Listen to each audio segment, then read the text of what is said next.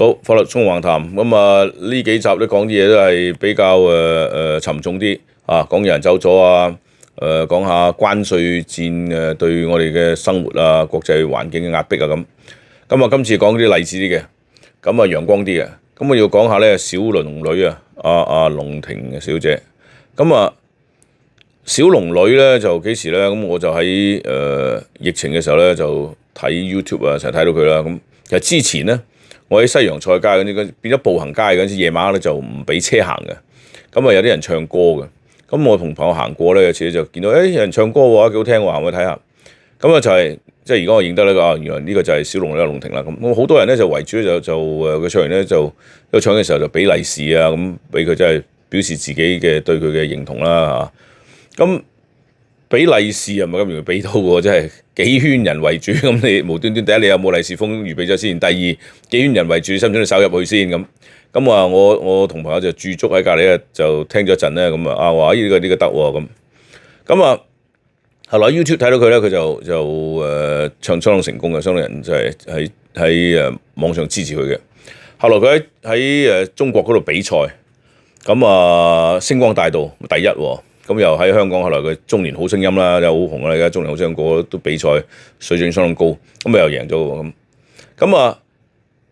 但係龍婷係咩人咧？咁佢自己講，佢話我係北方人嚟嘅。咁啊咩原因落香港件事啦？即係落香港好明顯，即係一定唔係佢嘅即係文化，即係以前紮根嘅地方，同埋同佢平時嘅生活習俗，即係背景文化，梗係有啲差異啦。咁佢能夠喺香港呢咁嘅地方迅速咁學成廣東話，佢而家早幾日我佢嚟雪梨嘅演唱會咧，咁佢講即係唔止唱歌啲音咬盡啦，佢平時講嘢嘅時候都相當地道嘅香港嘅廣東話嘅，咁啊你相當即係聽入相當即係能夠接受嘅，咁佢好明顯就經過苦練啦，係咪先？咁佢苦練就唔係淨係學廣東話啦。肯定唱歌佢以前下嗰啲苦功嘅，咁我一聽嘅時候，你哋一聽就知道佢呢個一定係即係科班出身練過㗎啦，就唔係普通玩啦咁。第一個科班練過嘅人落到香港，咁啊要唱廣東歌，講廣東話去吸引嗰啲聽眾，唔係易嘅事喎，相當大嘅努力嘅，我相信佢。咁一個咁有本事嘅人。有咁努力嘅人，咁佢經過啲咩事咧？咁梗係會即刻成功啦，係嘛？咁所以咧，我哋唔怕啦。我哋呢批新移民咧，早輪咧就香港走咗去英國，走咗去美加，走咗去澳洲。咁我哋都係新移民，咁好快咧就可以嗰度咧就融入個社會咁啊重新咧再發展我嘅才華，咁啊等等為邊個服務另外講啦，係嘛？總之就應該就從此就安居樂業啦，喺異地可以落地生根啦咁。咁啊，未必咁容易嘅，咁就睇下你落幾多苦功啦。咁啊，龍婷好明顯落咗好多苦功啦，但係佢自己話，佢由西洋菜街唱過幾條街度，有個麥花臣嘅運動場嗰度可以唱歌。旺角嚟啫，兩條街啫。咁麥花臣個球場我知道，體育館我知道喺邊度嘅，西洋菜街我知啦。佢話我用咗成5年嘅時間喎，咁用5-7年嘅時間先至去到兩條街。你話呢個中間嘅攀爬過程係幾艱辛嘅事咧？即係有實力嘅人都要付出咁漫長嘅歲月，同中間嘅多少嘅血汗辛勞，先至去到麥花臣。麥花臣咩級數啊？咁如果你話以香港嘅演唱會嘅級數嚟講，就唔會排得好高啦。咁再能夠由麥花臣唱到嚟到雪梨。中間又經過咗7年9年嘅時間喎，加埋10幾年嘅喎。咁呢個咁漫長嘅歲月中間，你話佢幾多嘅艱難苦恨，幾多嘅奮鬥，幾多掙扎咧咁。所以我哋唔可以咧就成日諗下，喂，我咁 fit 啊，我有才能，我好叻，我一搞掂㗎啦，咁咪咁易係嘛？咁中間有主觀你自己個叻啫，唔知係咪咁叻啦。咁客觀仲有啲因素啦，係咪先？咁嗰個環境啱啱。係咪造就呢一種人？係咪需要呢種人才咧？咁啱啱人哋話喂，我護士過剩咧大鑊，咁就啱啱話護士要需要嘅，咁你就發達係咪先？咁好難講啊！咁所以除咗你自己本身嘅能力之外咧，咁你有時即係客觀嚟講都要知道發生咩事。咁龍婷小姐能夠喺香港融入喺香港呢個社會入邊啊，俾海外嘅華人華僑講，起碼講廣東話嗰啲能夠接受佢咧，相當大程度嘅。咁呢個勵志嘅故事，其實香港政府或者內地政府咧，就應該即係將佢作為一個陽光嘅一個正面嘅一種嘅鼓勵對啲人。咁好多新移民落咗香港，新移民好多都移民啊！我哋嘅上一代好多父執輩都係移民落香港嘅，係咪？香港大都冇幾多人嘅，香港大部分人都移民落去㗎啦，係咪先？咁啊，嗰代嗰啲我哋唔講啦。我哋而家講話呢20年30年落香港嗰啲叫新移民新一代。咁新一代嘅移民嘅時候咧，好多人就話我飽受歧視啊，我有才能冇定企啊，我以前嘅學識啊、學歷啊，全部都冇用啦。咁啊幾多學位都冇意思啦，束諸高閣啦，咁啊冇人睬㗎啦咁。咁其實你要諗下，咁你又落咗幾多苦功咧？咁實在你本身有幾多能力咧？咁但係我哋從阿龍庭呢個咁嘅咁勵志嘅故事咧，我哋知道，即係只要你能夠堅持自己嘅位置，能夠努力喺度磨練鞭策自己，終於係都得嘅。追之處郎啊嘛，好似個鋥咁等喺個袋度，咁必露頭角，終於吉出嚟噶嘛，係咪先？咁龍庭小姐佢嘅奮鬥嘅過程咧，就我相當大嘅同感嘅。咁因為我幾廿年前咧喺澳洲畢咗業，好幾年之後咧，咁澳洲政府咧就有個節目嘅。咁特別節目佢咧就話訪問喺澳洲能夠過到嚟新一代嘅移民，而有社會上咧有少許成就嘅，咁去訪問佢哋。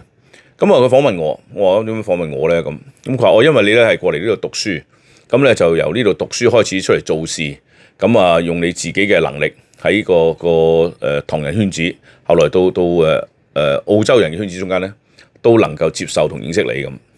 咁個節目佢叫做From the Fleet， 即係監躉嘅船隊 to Dragon Boat， 去到撐龍船。佢話真係由純粹當日澳洲開發嘅時候，全部啲監躉過嚟喺度開發澳洲嘅時候，到後來而家中西文化交流啦中國人好多移民過嚟啦香港好多移民過嚟啦，將龍船呢個東方嘅文化都帶到澳洲。佢話訪問咗好幾個當日澳洲嘅華人嘅，咁揾咗我做其中一個，咁能夠喺澳洲打官司，芸芸眾生中要人哋去啲澳洲人金毛打開咁耐官司，要接納你又未必咁容易喎。咁我初頭過嚟打嘅時候，我覺得咦，即係幾乎打親都好多官司打贏嘅，咁我覺得自己幾叻嘅喎，咁自我相當陶醉。咁有時點解會輸嘅？明明贏，點解輸咗咧？咁有 QC， 我同個 QC 講，我話我想上訴喎。佢話啱啱上訴啊！我話我輸喺邊度啊？咁佢話你冇錯啊！咁我嚇冇搞錯，我冇錯點會輸㗎？個 QC 話你傻啊！你第一隻出嚟打官司啊！佢話你冇錯點會實贏㗎？唔輸得㗎咁。哇！我俾個官鬧到我趴低喎咁。佢話靚仔，佢話你唔好以為你唔識你喎。我話點會識得我啊？佢話得一個唐人打官司當日，佢話個個都識得你其實。佢話入邊，好多嘢講噶嘛。咁佢話有人就話，咦，有個唐人仔出嚟打官司喎，幫下佢啦。咁冇唐人仔啊嘛，幫下佢啦。咁有啲人就話係咩？打官司得唔得啊？睇下點，我未見過喎，下次睇下見到佢嘅時候睇下點，咪中立啲啦。有啲人就話吓，唐人仔打官司，真係荒謬。喺我哋金毛嘅圈子入邊，你諗住分咗杯羹，你有冇搞笑啊？我見到佢省到趴低啊！咁當然我相信見到個可能只係省到我趴低為止。佢話入邊嘅人或多或少識得你嘅，點對你嚟講？點對你講嚇？咁總之你唔好以為自己係 nobody。佢話 they all know you。咁所以我話咁恐怖嘅所以呢個即係一個新丁混入人哋嗰個既有嘅集團或者利益團體，或者一個群體入邊，或多或少都會受到呢啲奇怪嘅待遇嘅，係咪先？